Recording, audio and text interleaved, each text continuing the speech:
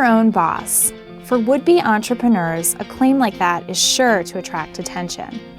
And if you're an entrepreneur who markets business opportunities, we have some important information about an FTC rule that affects the business of BizOps.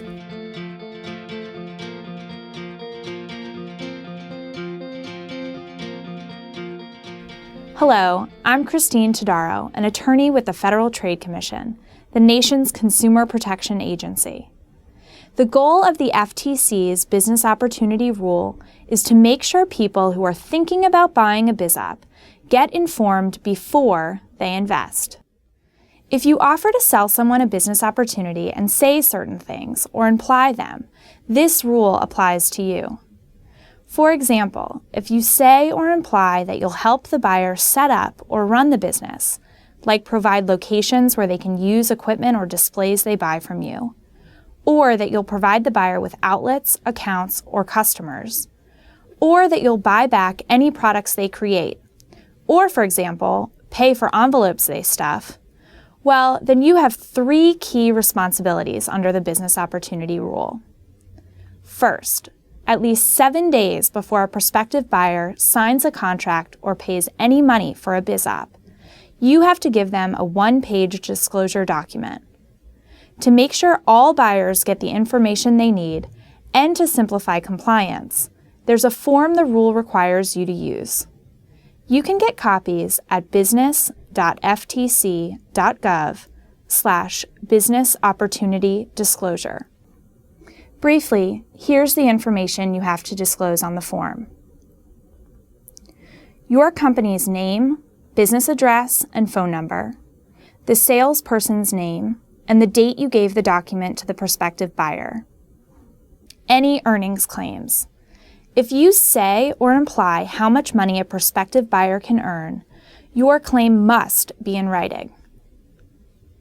You have to disclose whether you, certain people you're affiliated with, or your former businesses have been the subject of a legal action for misrepresentations, fraud, securities law violations, or deceptive practices in the past 10 years. If you offer refunds or the right to cancel, you need to attach all material terms and conditions to the form. If you don't offer refunds, check the box to make that clear. You also have to list references, the name, state, and phone number of everyone who's bought the business opportunity in the past 3 years. If more than 10 people have bought it, it's okay to list the 10 who live closest to the prospective buyer. In addition, the document must say clearly and conspicuously, if you buy a business opportunity from the seller, your contact information can be disclosed in the future to other buyers.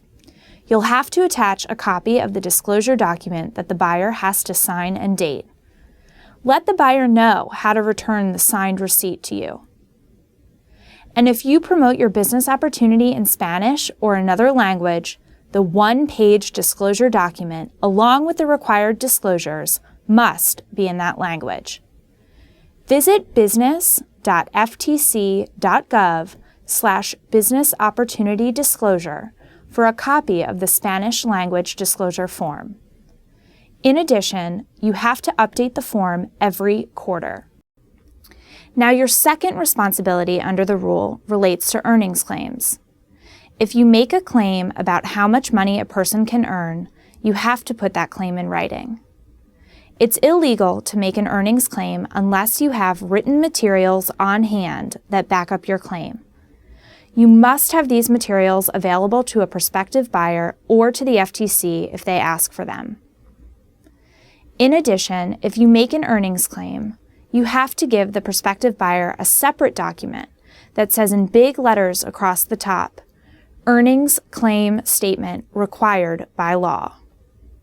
This document has to include the name of the person making the claim and the date, the specifics of the claim, the start and end date those earnings were achieved, the number and percentage of your buyers who got at least that result, any information about the buyers who got those results that might vary from the prospective buyers, like their location, and a statement that the prospective buyers can get written proof for your earnings claims if they ask for it. What about earnings claims made in ads on TV, online, or in other media? Same verse, just like the first. You must have written materials on hand that substantiate your claims, and you have to give certain information when you are making the claim. Again, the start and end dates the earnings were achieved, and the number and percentage of your buyers who got at least that result. What if you're talking about earnings or performance information for an entire industry? You'll need to have written materials on hand showing that the results for the opportunity you're selling are at least as good. If there have been substantive changes to what you said in the earnings claim statement, you have an obligation to let prospective buyers know in writing before they sign a contract or pay you any money. Of course, if you promote your business opportunity in another language, your earnings claim statement has to be in that language too. Moving on to your third responsibility under the rule. It's about as basic as it gets. Steer clear of any prohibited practices. For example, don't say anything that contradicts the information in your one-page disclosure document or your earnings claim statement. Other don'ts: don't include anything in those two documents other than what the rule specifically allows. Don't lie about what other buyers have earned, what a prospective buyer will earn, or how much help you'll give them. And don't tell people they'll have exclusive territories if that's not the case. Just tell them the truth when you're talking about the likelihood of finding locations, outlets, or customers. If you hold someone out as a successful buyer of your business opportunity, you've got to say whether you've paid them or have some other relationship to them. Finally, don't tell people you're offering them a job if what you're really doing is selling them a business. The rule also requires you to keep certain records and make them available to the FTC for 3 years. The records include each buyer's disclosure receipt, all executed written contracts, and substantiation supporting your earnings claims. The rule generally exempts business opportunities that meet the definition of a franchise, but it's a good idea to check that out to see if it applies to you. The FTC's Business Opportunity Rule is designed to prevent unfair and deceptive practices, and by clarifying and streamlining the obligations of sellers, it certainly makes compliance easier too.